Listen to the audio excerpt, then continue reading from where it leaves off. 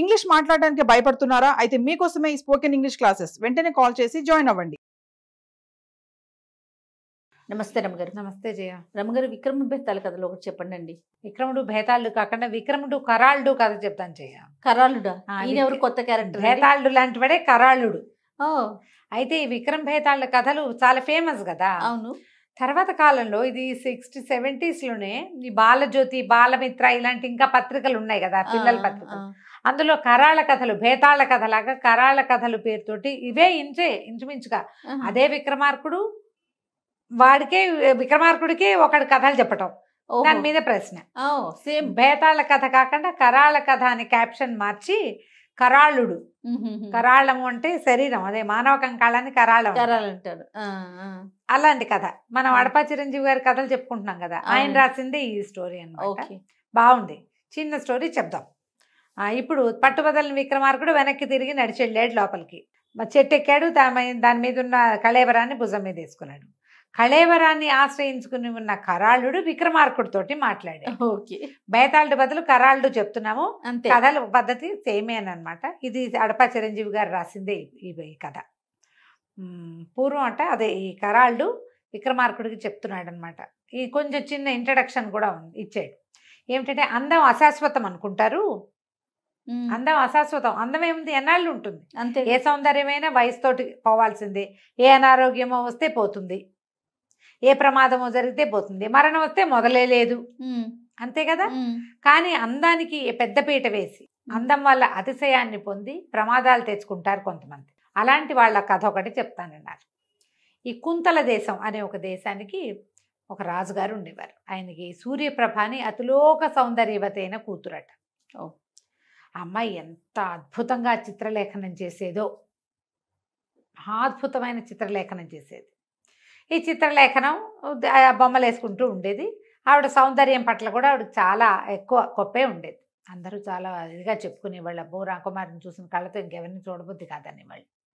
ప్రజలందరూ చూడలేదు, కానీ ఈవిడ అందం గురించి వేనోళ్ళ చెప్పుకునేవాళ్ళు. అది అమ్మాయి కొంచెం పెద్దదైంది, వివాహయోగ్యమైన వయసు వచ్చాక పెళ్లి చేద్దాం అనుకున్నాడు.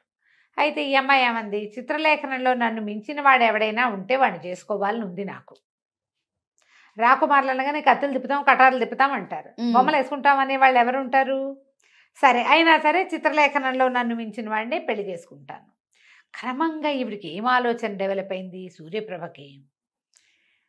చిత్రలేఖనం కాదు, నా పాదం చూసి నన్ను ఊహించి బొమ్మ వేయగలిగే వాడెవడైనా చిత్రకారుడు ఉంటే వాడిని పెళ్లి చేసుకోవాలి. పూర్వగాథలు ఉన్నాయి. ఒక వెంట్రుక దొరికింది ఒక చిత్రకారుడికి. ఆ వెంట్రుకను చూసి ఊహించి ఆవిడ మహోద్భుతమైన సౌందర్యవతిగా చిత్రీకరించాడు ఒక చిత్రకారుడు. కథలు ఉన్నాయిగా అలాంటివి.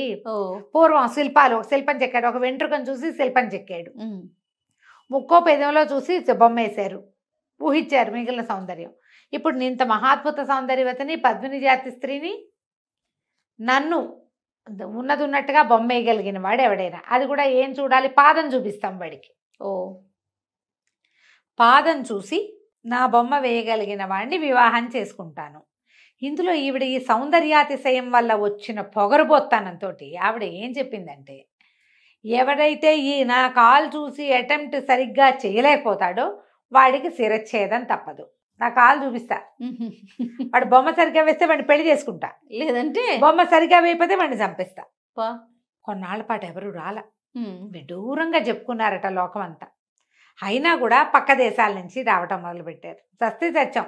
అంత మహాద్భుతమైన సౌందర్య రాసి పాదాన్ని చూడడం, ఆమెను సముఖంలో చూసే అవకాశం కదా, మొహం చూడరు, పాదం చూస్తాం. ఓహో అన్నారు. కొంతమంది వచ్చారు. ఆవిడ తమ ముసుగు ధరించి ఉంటుంది, ఒక పెద్ద జల్తారు పరదా ఉంటుంది పైనుంచి, అక్కడ కుర్చీలో కూర్చుంటుంది. ఈయన వచ్చి కిందకి కూర్చోగానే అందులోంచి కాలు బయట పెడుతుంది, బయట పెట్టి చూపిస్తుంది. దానికున్న పట్టీలు, ఆ గోళ్ళు, ఆ చెకాలు, చంద్రవంక లాంటి గోళ్ళు, మహాద్భుతంగా ఉండే అందమైన పాదాన్ని చూపించేది. బొమ్మ వేసేవాళ్ళు గోవిందోహరి, అవుట్, చనిపోవటమే. ఎవరికి కుదరల. కానీ పిచ్చి పిచ్చిగా చెప్పుకునేవాళ్ళు, ఎంత అందమైన పాదము, ఆవిడ పాదాలు ఎంత బాగున్నాయో. ఓ రోజులో బొమ్మ వేయలేరు కదా, ఇంటికి వచ్చి బొమ్మ వేసి ఇవ్వాలి. సత్రాలకు వచ్చి ఎక్కడైతే తాము ఇది చేశారో, అంటే ఎక్కడ వేరే పై ఊళ్ళ నుంచి వచ్చిన వాళ్ళు ఇక్కడ బస చేశారు కదా, ఆ బసకి వెనక్కి వచ్చాక రాజకుమార్తె పాదం ఎంత బాగుందో, ఆ గోడలు ఎంత అందంగా ఉన్నాయో, అసలు ఎంత ముట్టుకుంటే మాసిపోయేలాగా ఉందో, తామర చూడులా ఉంది, తామర పువ్వులా ఉంది, తమలపాకులా ఉంది, చెప్పుకునేవాళ్ళు. ముసలి వాళ్ళు కూడా ఆ పాదం చూసి సరించిపోదాం అనుకునేవాళ్ళు. అంత వర్ణన జరిగింది. ఒక్కొక్క కుర్రాడు అనేవాడు నాకు చిత్రలేఖనం రాదు, ఊరికే వచ్చని వెళ్ళి చూసి వచ్చేస్తే సరిపోతుంది. అలాంటి వాళ్ళు కూడా ఉంటారు. ఆ టెస్టులన్నీ జరుగుతాయి. ఊరికే చూడడానికి వచ్చే వాళ్ళు ఉంటారుగా, వాళ్ళందరినీ ముందే కట్ చేస్తారు. వీళ్ళు ముందు వేసిన బొమ్మలు అవన్నీ చూడాలి. అయితే ఈ మాళవ నగరానికి దగ్గరలో ఉన్న, కుంతల నగర దేశానికి దగ్గరలో ఉన్న వల్లభాపురంలో చిత్రాంగుడు అని ఒక చిత్రకారుడు ఉన్నాడు. వాడికి ఎంత అందగాడో, అద్భుతంగా ఉండేవాడు. రూపజిత మన్మధుడు. అతను ఈ చిత్రకారుడు ఈ వ్యవహారం అంతా విని అతను ఇక్కడికి వచ్చాడు. కుంతల నగరానికి వచ్చాడు. వచ్చేసరికల్లా సరే ఎక్కడో బస చేశాడు. రాజకుమార్తెను చూడబోయాడు. ఆవిడేమో ముసుగు వెనకాల ఉంటుంది, పరదా వెనకాల ఉంటుంది, కానీ ఎదురుకుండా ఉన్న వాళ్ళు స్పష్టంగా కనపడతారు ఆవిడకి. వీళ్ళకి ఆమె కనపడదు. ఇంత అందంగా ఉన్న కుర్రాన్ని చూసి వ్యామోహపడిపోయింది ఆవిడ. చాలా బాగున్నాడు. ఎంతమందో వచ్చారు చిత్రకారులు, ఏదో పొట్టివాళ్ళు, పొడుగువాళ్ళు, తెల్లవాళ్ళు, నల్లవాళ్ళు చాలామంది ఉన్నారు. ఇంత అందంగా హ్యాండ్సమ్గా ఉన్నవాడు ఎవడూ రాలా. వీడికి ఎలాగైనా వీడు గెలిస్తే బాగుండని చాలా కోరుకుంది. పాదం చూపించింది. నెల రోజుల తర్వాత పెద్ద చిత్రపటం పుచ్చుకొని వచ్చాడు. ఎంత బాగా వేశాడంటే రాకుమార్తెను దింపేశాడు. ఓకే. ఆవిడ పిచ్చి పిచ్చిగా సంతోషించేసింది. కాకపోతే అట్లా మొహం కేసు చూస్తూ క్రమంగా అట్లా చూసేసరికల్లా ఏ కుడికాలైతే అతని ముందుకు చాపి కూర్చుందో ఆ కుడికాలని వంకరగా వేశాడు. కాంతపోయింది ఆవిడ. ఇదేమిటి, నా కాలుకి లేని వంకర ఎందుకు వేశాడు? ఒళ్ళు మండిపోయింది. అని బంధించండి చిత్రాంగుడిని అంది. బంధించారు. జైల్లో పారేయండి అంది. జైల్లో పారేశారు. పారేశాక ఆవిడ రాజకుమార్తె వచ్చింది. సూర్యప్రభ చిత్రాంగుడిని కలవడానికి వచ్చింది.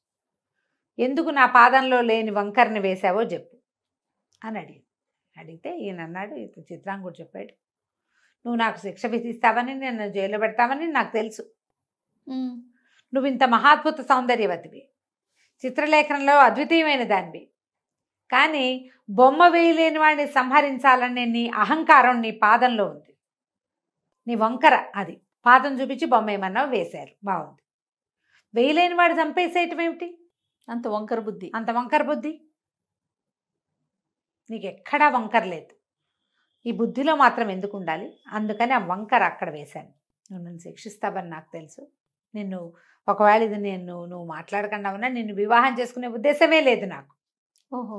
రాకుమార్తెను వివాహం చేసుకునే ఉద్దేశమే లేదు అనేసరికి కామ్గా వెళ్ళిపోయింది. మర్నాడు చిత్రాంగుడిని వదిలేశారు. చిత్రాంగుడు తన దారిని తను వెళ్ళిపోయాడు. రాకుమార్తెకి తర్వాత స్వయంవరం ప్రకటించారు. ఆవిడ వివాహం చేసేసుకుంది. వేరే ఎవరు? ఇక్కడ దాకా చెప్పాడు కరాళ్ళు. తన పాదం వంకరగా వేసి నీ బుద్ధి వంకర అని చెప్పిన వాడిని ఎందుకు వదిలిపెట్టేసింది ఆవిడ, ఎందుకు సూర్యప్రభ వదిలిపెట్టిందో చెప్పమన్నాడు. అనేసరికల్ విక్రమార్కుడు చెప్పాడు, అందులో ఏముంది, ప్రతి వాళ్ళకి తను చేసే తప్పు తెలుసు, ఖచ్చితంగా లోపల తెలుసు. ఆమె తన సౌందర్యాతిశయానికి పరాకాష్ఠగా భావించింది శిక్షించటం. అది పరాకాష్ఠ కాదని, వంకరని అతను గుర్తు చేశాడు. మొదట అతను తన పాదంలో లేని వంకరని చిత్రీకరించినప్పుడే తన బుద్ధిని ఎక్కిరిస్తున్నాడు అని అర్థమైపోయింది ఆమెకి. కోపం పట్టలేకే అతన్ని బంధించింది. ఆ చిత్రకారుడిని డైరెక్ట్గా కలిసినప్పుడు, అతనితో మాట్లాడడానికి వచ్చినప్పుడు ఆమెకి ఏంటంటే ఇక ఒప్పుకోక తప్పని స్థితి వచ్చింది. తెలిసింది, నన్ను నా బుద్ధిని ఇతను పరిహసిస్తున్నాడు, అందుకే నా కాలు వంకరగా వేశాడని తెలిసినప్పటికీ అతను ముఖతః చావుకి తెగించి ఈ పని చేశాను అని అతను చెబితే, ఒక సాధారణ చిత్రకారుడికి ఇలాంటి ఉచితమైన గుణం ఉండటం ఏంటి, రాకుమార్తెనైనా నాకు ఇలాంటి అనౌచిత్యమైన గుణం ఎందుకు ఉండాలి అని భావించి తను సరి చేసుకునే ప్రయత్నంలో చిత్రాంగుడిని వదిలిపెట్టేసింది. తర్వాత ఇంకా తన చిత్రలేఖనము తన సౌందర్యము ఏం లేదు.